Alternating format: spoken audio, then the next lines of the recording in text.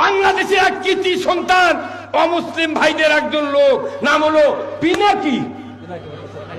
আরো কি রে, মনে হয় জামাতের আমির। বক্তব্য দেয়, উনি বলেছেন বাংলাদেশে যদি সুস্থ চরিত্রের লোক তৈরি করতে চাও, দুটা দলই আছে এই বাংলাদেশে ভালো মানুষ তৈরি করা। না আমার বললাম না, হয়তো বললে কেউ খেপে দেবি। কি হিন্দু মানুষ করছে, যদি সন্তান মাদ্রাসাত পড়াবারও না পারো, তাও শিবির ঢুকে দাও, সোনার টুকরা বাড়াবে। আল্লাহু আকবার। এই লোকগুলা আজ দীর্ঘ 20 বছর 18 বছর হলে বিদেশের মাটিতে পড়ে আছে, কথা ঠিক কিনা?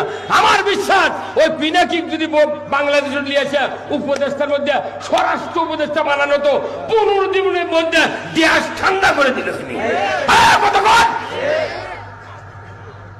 আমরা জীবন শেষ করে দিয়েছি ভাই। এই বাংলাদেশে লক্ষ লক্ষ বিএনপির কর্মী, জামাতের কর্মী ধরিয়া মারিয়া খুন করে শেষ করে দিয়েছে, কথা ঠিক কিনা?